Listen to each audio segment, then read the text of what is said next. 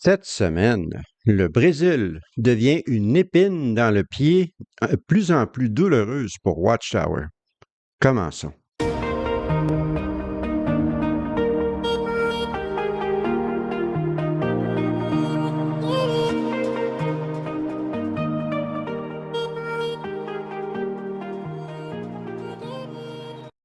Bonjour et bienvenue à une nouvelle vidéo sur la vérité concernant Watchtower et les témoins de Jéhovah.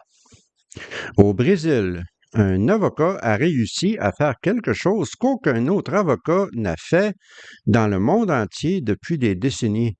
Il a convaincu un juge d'ordonner aux anciens d'une congrégation de monter à la plateforme, cette fameuse plateforme qui a détruit tant de vies dans les salles du royaume, et de dire à la congrégation qu'ils vont rétracter une annonce d'exclusion et de désassociation. Et en plus, d'annoncer qu'il n'y aura aucune punition à quiconque décider de fréquenter les deux personnes en question, l'une exclue et l'autre désassociée. De plus, il y a une amende rattachée à chaque jour à ce jugement. Ce n'est pas juste un argument théorique, c'est un ordre juridique d'un juge. Dans cette vidéo, nous allons analyser ce cas étape par étape. Qu'est-ce qui s'est passé? Le genre de piège que l'avocat a tendu à Watchtower. Et en parlant d'analyse, cette vidéo me vient d'une vidéo que j'ai vue sur la chaîne XJW Analyzer. Il y aura un lien aux vidéos originales dans la description. Cette vidéo est en anglais. Nous allons aussi voir comment ce jugement pourrait affecter la vie de 900 000 témoins de Jéhovah au Brésil, sans parler du reste de la planète. Vous savez tous comment Watchtower défend leur politique barbare d'ostracisme lorsqu'ils sont en cours. Ils disent toujours la même chose. L'organisation ne force personne à pratiquer l'ostracisme. Chaque témoin est libre de décider par eux-mêmes s'ils veulent maintenir le contact avec un ancien membre de la congrégation. L'annonce qui est faite sur la plateforme, c'est seulement une annonce d'information. C'est une annonce qui est neutre, que telle ou telle personne ne fait plus partie de la congrégation. On ne fait aucun commandement et il n'y a aucune punition qui est imposée à ceux qui veulent continuer à fréquenter ces gens. Ça, c'est ce que Watchtower dit. Ils disent que l'ostracisme est un choix religieux volontaire. Ils se sont servis de cette défense en Norvège, ils s'en sont servis devant la Commission royale australienne et ils s'en sont servis dans des cours à travers les États-Unis, le Canada et l'Europe pendant des décennies. Et ça a fonctionné. Pas parce que c'est vrai. Je veux dire, si vous avez passé même une seule semaine dans une salle du royaume, vous savez que ce n'est pas vrai. Mais les dommages de cette pratique d'ostracisme sont presque toujours invisibles. Un appel téléphonique qui ne vient plus, une mère qui ne répond pas à la porte, une fille qui passe devant sa mère ou son père sans même les regarder comme s'ils étaient inexistants. Cela arrive toujours derrière des portes closes ou dans des moments personnels où aucune caméra ne peut filmer et où aucun tribunal ne peut le voir. Mais il y a un détail sur ce cas en particulier qui a tout changé. C'est arrivé dans un village tellement petit que l'ostracisme a été vu en public sur des caméras de sécurité dans des banques, dans les supermarchés, devant des gens qui n'avaient jamais mis les pieds dans une salle du royaume. Et pour la première fois, ces gens-là ont décidé de témoigner. Le couple qui est au centre de cette affaire vit dans un petit village qui s'appelle Itaú de Minas, au Brésil, dans l'État de Minas Gerais. Peut-être que je prononce cela très mal, je ne parle pas portugais. Veuillez me pardonner. La population de ce petit village est, en 2020, en tous les cas, 16 199. Aujourd'hui, on peut probablement penser à 17 500, 18 000. Il y a une rue principale, une banque, un supermarché, le genre de petit village que nous avons tous vu. Le genre d'endroit où tout le monde connaît tout le monde. Et ça, c'est important. Pendant la pandémie, il y a cela déjà 5 ou 6 ans, ce couple ont décidé de doucement s'éloigner de la congrégation. On a même vu l'épouse entrer et quitter une messe catholique dans la cathédrale du village.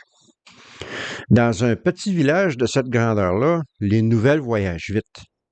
Les anciens sont arrivés chez elle et ils sont arrivés lorsqu'ils savaient que son mari était au travail et qu'elle était seule avec leurs 2 petites filles. Ils l'ont confronté à propos de la messe religieuse catholique et ils lui ont dit qu'ils allaient former un comité judiciaire.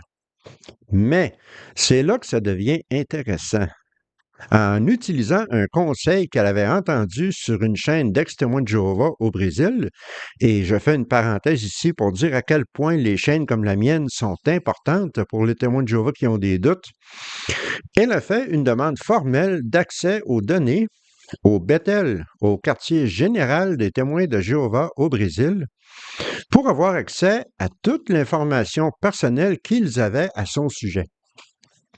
Pour ce faire, elle a invoqué, je vais le massacrer en portugais, Lei Geral de Proteção de las Pessoas, le LGPD, c'est-à-dire la loi générale sur la protection de l'information personnelle, qui est une loi au Brésil qui est pratiquement identique au règlement général sur la protection des données de l'Union européenne. Et c'est relatif à la protection des personnes physiques à l'égard du traitement des données à caractère personnel et à la libre circulation de ces données. Et souvenez-vous de cette équivalence parce que ça va devenir important. Cette loi au Brésil et en Europe donne le droit à chaque personne, le droit légal, de savoir quelle information personnelle une quelconque organisation peut avoir sur eux, pourquoi ils l'ont et avec qui ils la partagent. Et encore plus important, cela vous donne le droit de révoquer votre consentement pour que cette information soit utilisée n'importe quand pour n'importe laquelle raison. Si une organisation quelconque ignore cette révocation et utilise votre information personnelle de toute façon, il brise la loi. C'est une loi. Et il y a des pénalités sérieuses si on enfreint cette loi. Voilà donc l'arme légale qu'elle a choisie et Watchtower n'avait aucune idée de qu'est-ce qui allait les frapper. Le Bethel a répondu par écrit en lui disant qu'ils avaient l'information suivante, son nom complet, son CPF, c'est-à-dire son numéro national du Brésil pour les impôts, sa date de naissance, la date de son baptême, le nom de sa mère, son statut en tant que pionnier et son statut en tant que si elle est exclue ou non. Ces 7 pièces d'information étaient maintenues au Bethel. Elle a donc envoyé une deuxième notification, toujours par courrier enregistré en passant, qui requiert une signature, pour retirer son consentement pour que cette information soit partagée ou publicisée de quelque façon que ce soit. Elle a enlevé son consentement exprès et même le consentement non dit. La réponse du Bethel est très révélatrice. Ils ont répondu par courrier écrit qu'ils utiliseraient son information selon ce qui est dans leur langage, et je cite, « les intérêts religieux légitimes de l'organisation quand ce sera nécessaire ». En d'autres mots, nous avons reçu votre notification légale et nous allons faire ce que nous voulons de toute façon. Tout ce que cela veut dire, c'est qu'avant que même une seule annonce ait été faite à la congrégation, à la salle du royaume, l'épouse avait déjà créé des preuves documentées qui prouvaient que Watchtower savait qu'elle ne consentait pas à l'utilisation de son information personnelle. Ils ont reconnu avoir reçu cette notification par écrit. Et tous ces papiers, toute cette liste de documents allait devenir dévastatrice pour Watchtower. Et le mari a décidé qu'il n'allait pas laisser cela passer sans se battre. Beaucoup de témoins de Jéhovah, lorsqu'ils sont exclus en particulier, acceptent l'annonce, ils absorbent l'ostracisme et ils font leur deuil en privé. Et la Watchtower compte là-dessus. Le système au complet est conçu autour de l'assomption que les gens ne vont pas se battre, ne vont pas se défendre, parce qu'ils sont déjà conditionnés à accepter le fait qu'ils ne peuvent pas se défendre contre ces choses-là. Mais ce mari a fait quelque chose que presque personne n'avait fait auparavant. Il a engagé un avocat, mais pas seulement n'importe quel avocat, un jeune avocat qui s'appelle Giuliano de Henric Maio, qui avait moins d'1 an d'expérience, mais qui avait un avantage critique. Il est un ancien témoin de Jéhovah. Il comprend le système. Il sait comment les publications fonctionnent. Il sait comment les congrégations fonctionnent. Il connaît le livre secret des anciens. Et il savait exactement comment Watchtower allait se défendre parce qu'il avait vu l'organisation se servir de la même défense partout sur la planète. Qu'est-ce que ce jeune avocat a fait? Eh bien, il est allé à la salle du royaume avant une réunion et dans la salle du royaume de ce petit village, il a donné la lettre de désassociation du mari aux anciens. Et la lettre était explicite. Elle mentionnait que le mari se désassociait, qu'il invoquait ses droits sous la loi des protections des données brésiliennes et qu'aucune annonce publique ne devait être faite en se servant de son nom ou de son information personnelle. Est-ce que les anciens ont accepté? Eh bien, ils ont dit qu'ils allaient consulter avec le Bethel, qu'ils allaient lui donner une réponse. Mais à la toute fin de la réunion, avec ce jeune avocat dans la salle du royaume, il y a un ancien qui est monté à la plateforme et qui a annoncé la désassociation du mari et l'exclusion de l'épouse à toute la congrégation. Et cet avocat a filmé tout cela. Et voici un détail qui vous dit comment fonctionne Watchtower. Ils n'ont pas demandé aux anciens expérimentés ou même aux coordonnateurs du Collège des anciens de faire l'annonce. Non, non. Ils ont demandé au plus jeune ancien, le plus récemment nommé, celui qui avait le moins d'expérience, de monter à l'estrade et de lire cette annonce. Le petit nouveau. C'est lui qui avait le moins d'expérience et le plus à perdre. Ils l'ont lancé dans la fosse aux lions et ils ont reculé et ont regardé le spectacle. Quelle bande de connards! Après la réunion, l'avocat les a confrontés directement.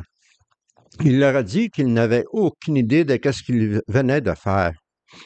Il leur a dit qu'il allait les poursuivre en justice, pas seulement Watchtower, mais chacun d'entre eux individuellement. Et la réponse a été, bien entendu, la réponse arrogante habituelle. « Ah oui, vas-y, poursuis-nous, nous aussi on a des avocats. » Et vous le savez comme moi, la défense standard de Watchtower, nous en avons déjà parlé un petit peu plus tôt dans la vidéo, mais une des choses qu'ils disent aussi, c'est que l'exclusion et l'ostracisme, ça tombe sous le parapluie de la liberté de religion. La position de Watchtower, et c'est la position qu'ils ont utilisée dans toutes les cours, dans tous les pays, c'est que annoncer le départ de quelqu'un est un cas ou une affaire religieuse interne qui est protégée par les garanties constitutionnelles de liberté religieuse. Et si on regarde à la surface cet argument, eh bien, cet argument semble juste. Les cours en Belgique, en Hollande, au Canada ont accepté des variations de cet argument, mais ce jeune avocat, Giuliano, avait quelque chose que les autres n'avaient pas. Il avait les lois internes, c'est-à-dire le code légal interne de Watchtower elle-même. Et dans l'article 4 de ces lois internes de Watchtower, qui sont données par le quartier général partout dans le monde, on dit que une personne cesse d'être un membre le jour que sa lettre de désassociation est donnée aux anciens, le jour que cette lettre est reçue. Et c'est tout. Il n'y a pas de provision qui est faite, pas de paragraphe qui autorise une annonce publique. L'annonce elle-même n'est pas un commandement religieux, ce n'est même pas dans les lois enregistrées par Watchtower, leur propre loi interne. Ce n'est pas dans les articles d'incorporation. C'est une pratique extra-légale, en dehors de la loi, qui est rajoutée sur le reste de la structure organisationnelle formelle de Watchtower. Et cette annonce existe pour une seule raison, pour déclencher l'ostracisme. Donc, pour être clair, les lois internes de l'organisation de Watchtower n'autorisent pas ou, à tout le moins, n'exigent pas la pratique de faire une annonce publique et qu'ils disent être protégés par la liberté de religion. Le cas a été entendu dans la Vara Unica. Et qu'est-ce que c'est qu'une Vara Unica? Eh bien, c'est une cour ou un tribunal unique et c'est une juridiction commune dans les petits districts au Brésil, généralement de première instance où un seul juge est pleinement compétent pour juger tout type d'affaires, que ce soit civil, pénal, familial, successoral et de consommation. Alors, contrairement aux grandes villes qui ont des tribunaux spécialisés pour le criminel, le civil, etc., dans ces petits comtés, le juge exerce des fonctions de juriste général. Et ça aussi, c'est important. Cela s'est passé dans la ville de Petropolis, dans l'État de Minas Gerais. Donc, ce juge, qui, dans ce cas-ci, était le juge Angelo de Alamita, il avait de l'expérience avec l'interrogation en personne des témoins. Il avait jugé toutes sortes de cas différents et il était habitué à regarder les gens dans les yeux et les étudier, voir leur réaction.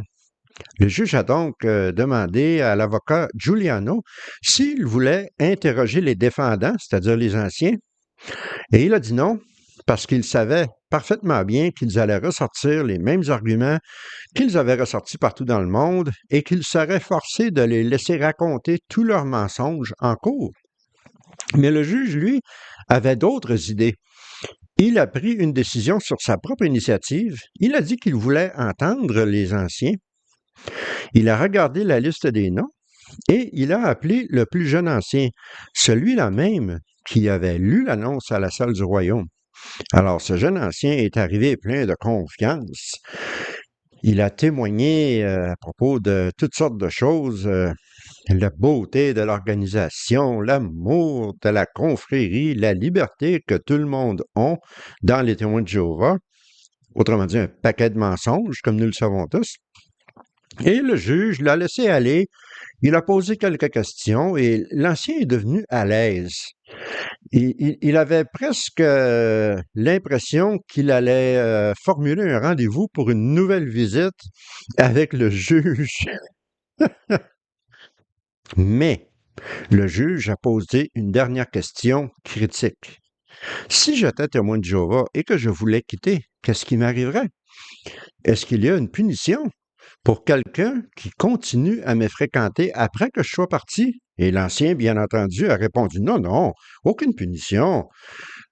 Nous ne mettons pas notre nez dans les affaires privées des gens, tout le monde est libre. Quel mensonge éhonté! Donc, le juge s'est retourné vers l'avocat, M. Giuliano, l'avocat du couple, et a demandé, êtes-vous sûr que vous ne voulez pas poser de questions? Et l'avocat de Watchtower s'est tout de suite levé. Il a soumis une objection. Il a dit que l'avocat du couple avait déjà renoncé à son droit d'interroger les anciens. Mais le juge, lui, il a dit, écoutez, ce n'est pas grave. C'est moi le juge ici. Je lui ai posé la question et je vais lui donner le plancher. L'avocat du couple s'est donc tourné vers l'ancien et lui a lu le passage suivant directement dans le livre des anciens, le fameux livre secret que j'ai analysé avec vous dans le passé. Il lui a lu le passage suivant, « Conduite indigne et effrontée ». Un chrétien fréquente sans nécessité des personnes qui ont été renvoyées de l'Assemblée, c'est-à-dire exclues de la congrégation, ou qui se sont retirées volontairement.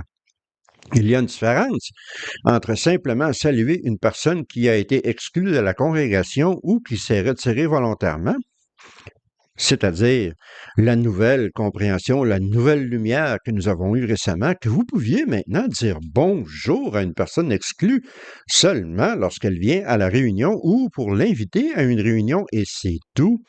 Quelle générosité immense de la part du Collège central, n'est-ce pas? Alors, il y a une différence entre cela et fréquenter cette personne.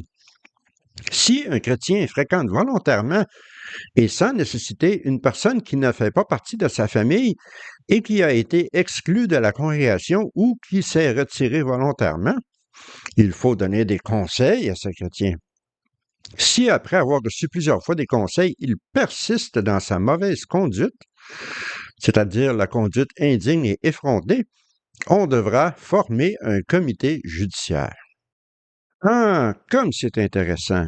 Donc, ces gens peuvent être exclus à leur tour, peuvent comparaître devant un comité judiciaire s'ils fréquentent une personne qui a été exclue ou qui s'est retirée volontairement. Et l'ancien qui était assis dans le banc des accusés ou dans le banc des témoins, pardon, il a commencé à transpirer, il était nerveux, il a même regardé l'avocat de Watchtower, mais lorsque l'avocat du jeune couple lui a soumis un peu de pression, est-ce que vous n'allez pas répondre? Est-ce que vous voulez que je répète la question? L'ancien a finalement dit, oh, je me souviens pas de la question. Et le juge lui-même a demandé à cet ancien, vous venez juste de me dire qu'il n'y avait aucune punition. Mais ce jeune avocat, Giuliano, a montré un document qui est dans les fichiers de ce cas qui dit qu'il y a une punition. Alors, y a-t-il une punition ou non?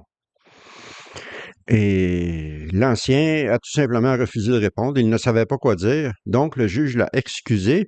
Et le juge venait de voir clairement, en direct, que Watchtower ont dit une chose au juge sous serment et que leur propre littérature, leur propre livre, prouvait le contraire totalement. Et le juge a vu tout cela, comme je le dis, en direct, devant lui. Comme j'ai mentionné tout à l'heure, dans la plupart des cas, l'ostracisme est quelque chose de privé, quelque chose qui se passe derrière des portes closes, quelque chose de personnel. C'est pas quelque chose qu'on peut voir comme preuve dans un tribunal, mais dans un petit village de 18 000 personnes avec une seule rue principale, une banque et un supermarché, eh bien, cet ostracisme n'est pas demeuré derrière des portes closes. Il y avait une caméra dans la banque qui a montré un ancien qui marchait vers la sortie et le mari qui venait de se faire exclure ou qui s'était désassocié, pardon, était debout. Le mari a voulu faire un geste pour lui dire bonjour, mais la caméra montre que l'ancien a fait une contorsion physique exagérée pour l'éviter avec la tête penchée vers le bas pour éviter tout contact avec cet homme qu'il avait connu depuis des années dans la congrégation. Et au supermarché, le même père, celui qui s'était retiré volontairement, était dans le fil d'attente au guichet pour payer ses épiceries et il avait une de ses petites filles dans ses bras. Et lorsque la petite fille a réagi à la présence d'un membre de sa famille qui était dans la même file d'attente, une personne qu'elle avait connue toute sa vie, ce membre de la famille a refusé même de la regarder. Et elle a refusé de regarder le père aussi. Ils étaient là, dans une file d'attente pour payer leurs épiceries, et cette femme a fait semblant que le père qui tenait sa petite fille dans ses bras n'existait pas, et la petite fille non plus d'ailleurs. Et d'autres clients l'ont vu. Des gens sans connexion avec les témoins de Jéhovah qui n'avaient jamais mis les pieds dans une salle du royaume ont vu une famille publiquement humilier un homme qui tenait sa petite fille dans ses bras. Et ces clients-là ont décidé qu'ils allaient témoigner en cours et ils l'ont fait. L'avocat Giuliano a aussi documenté des incidents d'ostracisme au gymnase municipal, dans la rue, et pour la première fois, dans un cas de ce genre, la punition invisible avait des témoins indépendants, des caméras qui avaient filmé ces choses-là, et encore plus important, les fameux documents dont j'ai parlé au début, que l'épouse avait envoyés au Bethel des courriers enregistrés, des réponses écrites qu'elle avait reçues du Bethel. Et ce jeune avocat aussi a fait quelque chose que les autres avocats n'avaient pas fait. Non seulement il a nommé Watchtower comme tel, comme accusé, mais aussi tous les anciens individuellement, le coordonnateur du Collège central en particulier, parce que M. Giuliano a prouvé dans les documents de l'organisation elle-même qu'aucune annonce ne peut être faite sans l'approbation du coordonnateur du Collège des anciens. L'ancien qui a annoncé la désassociation du mari et l'exclusion de la femme, lui aussi a été nommé individuellement. Ça veut dire qu'il y avait des vraies personnes qui faisaient face à des vraies conséquences personnelles, pas seulement une grosse corporation sans visage, Watchtower, qui allait absorber tout simplement une autre amende légale. Et il avait tendu ses pièges avec les matériaux de Watchtower elle-même, les lois internes de Watchtower et le livre des anciens. C'est fantastique. Et Watchtower, en faisant tout cela, ont brisé la loi de confidentialité des données personnelles du Brésil.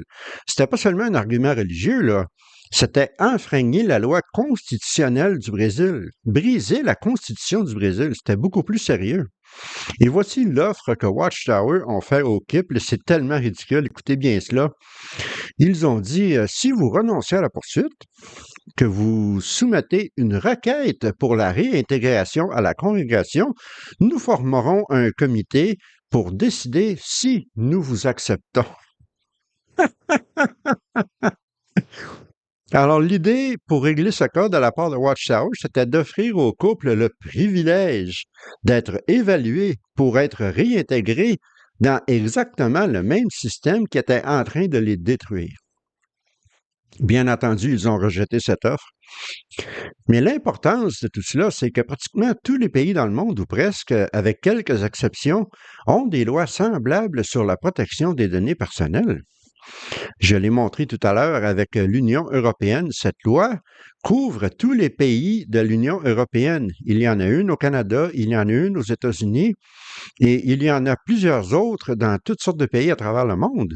Et les lois internes de Watchtower sont les mêmes partout dans le monde parce que c'est le quartier général à New York qui les a écrits.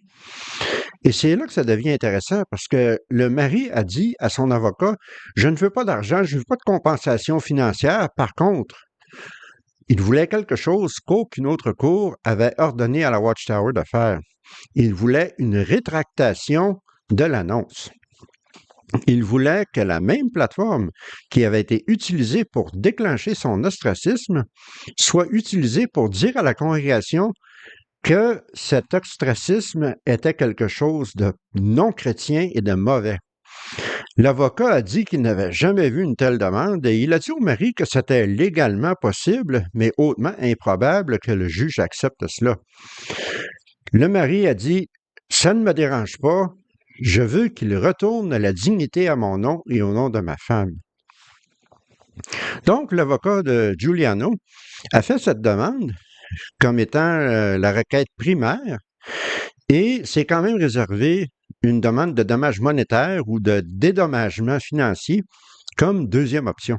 Mais le juge a accepté la première requête et le juge a ordonné aux anciens de dire ceci à la première réunion après que le jugement soit confirmé. Et voici l'annonce. Je vous la lis mot pour mot. C'est incroyable. Par décision de justice, nous vous informons que les annonces publiques de l'exclusion ont violé la Constitution de la République fédérative du Brésil en raison des principes fondamentaux de dignité humaine, de liberté d'association et de croyances religieuses et du respect de la vie privée, de l'honneur et de l'image des individus. Par conséquent, nous vous informons que chaque témoin de Jéhovah est libre de décider d'entretenir ou non des contacts sociaux avec les personnes nommées. Et par conséquent, personne, et je répète, personne ne sera soumis à aucune forme de punition ou de représailles en raison de cette décision, puisque la restriction des contacts sociaux avec une personne excommuniée n'est pas prévue par les statuts internes de la congrégation. Donc, les anciens devaient lire cette annonce mot pour mot devant toute la congrégation. Et s'ils ne le faisaient pas, il y avait une amende rattachée à cela de 500 réals brésiliens, c'est-à-dire 138 $ canadiens ou 85 € par jour. que l'annonce ne serait pas lue.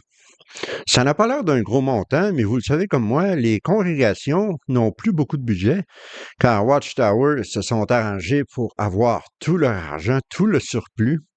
Et de plus, on parle ici, je vous le rappelle, d'un petit village dans le milieu du Brésil d'à peine 18 000 habitants. Donc, il n'y a pas beaucoup d'argent, il n'y a pas beaucoup de moyens financiers qui circulent dans ce genre d'endroit.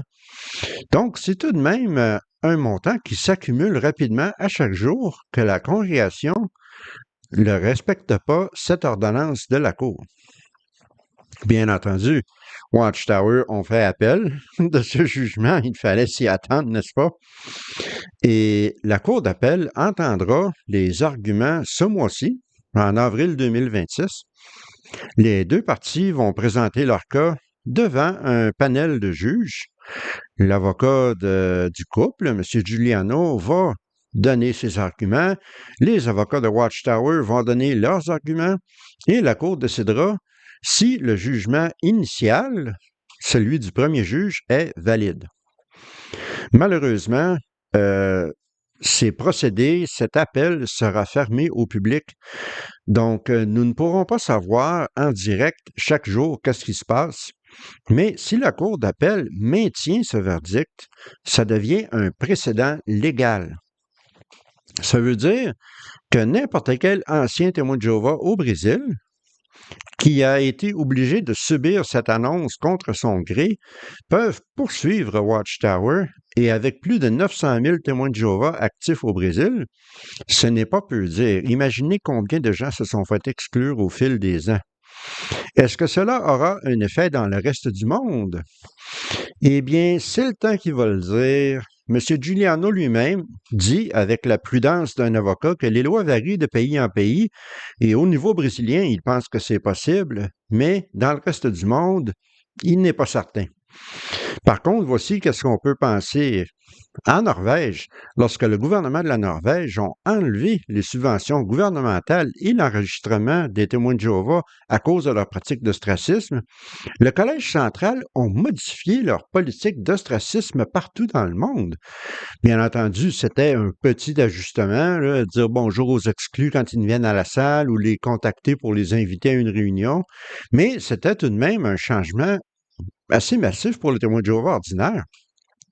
Donc, la question n'est pas nécessairement de savoir si la loi brésilienne va s'appliquer en Allemagne ou au Canada ou aux États-Unis. La question, c'est de savoir si Watchtower peuvent continuer à perdre des cas comme celui-ci et si la pression d'un autre fendillement, d'un autre crack dans un autre pays forcera un autre recalcul ou une autre nouvelle lumière mondiale de la part de Watchtower. Et on l'a vu dans le passé. Mais on peut retenir une chose de cela. Si vous êtes un témoin de Jéhovah qui a des doutes, qui veut peut-être se retirer volontairement, envoyez une lettre enregistrée à votre Bethel. Ayez accès à tous vos documents personnels, toute votre information personnelle privée qui est détenue par le Bethel. Faites comme cette femme a fait. Faites-vous un précédent légal écrit, enregistré. Et cela s'applique dans n'importe quel pays qui a une loi équivalente sur la protection des données personnelles. Et comme je l'ai dit tout à l'heure, la majorité de l'Europe, certaines parties de l'Asie, et une liste croissante de jour en jour dans le monde ont des lois extrêmement semblables, le même droit légal d'accès à leurs données personnelles. Et nous savons qu'est-ce qui se passe à travers le monde, en Norvège, en Cour suprême. Le Danemark qui est en train d'enquêter à savoir si l'ostracisme est contre les lois, si c'est une violation de la loi nationale du Danemark. Au Japon, il y a beaucoup d'enquêtes qui sont menées à propos de cela. Et encore au Brésil, il y a une femme qui récemment a poursuivi Watchtower pour 100 millions de dollars américains à cause d'un cas d'abus sexuels sur mineurs qui a été camouflé dans l'organisation au Brésil. Les murs se referment de chaque côté sur Watchtower. Alors, en conclusion, ce cas est très important parce que nous venons de recevoir un genre de manuel d'instruction sur comment démolir la défense de Watchtower à propos de l'ostracisme. Ils disent toujours que c'est un choix personnel, que c'est une question de liberté religieuse, blablabla, blablabla. Mais ce jeune avocat a réussi à démolir tous ces arguments avec quelque chose de nouveau. Les lois internes de Watchtower, qui ne mentionnent aucunement les annonces publiques d'exclusion ou des associations, le livre des anciens qui prouve qu'il y a une punition, qu'il y a un comité judiciaire et une exclusion possible pour n'importe quel témoin de Jéhovah qui continue à fréquenter une personne exclue ou qui s'est retirée volontairement. Alors, les instructions sont là, le manuel de l'utilisateur est présent, a été créé, et beaucoup d'avocats dans le monde, je suis certain, vont étudier ce cas, ils vont en entendre parler, et peut-être même se le faire envoyer par des activistes comme moi à travers la planète. Et je crois que ce n'est pas fini cette histoire au Brésil. Bien entendu, lorsque j'aurai des nouvelles de la Cour d'appel au Brésil, je vous en ferai part immédiatement. Je suis bien curieux de voir ce qui va se passer avec cela. Mais d'ici là, eh bien, je vais vous souhaiter un bon dimanche, une bonne semaine à venir. Prenez bien soin de vous et à la prochaine.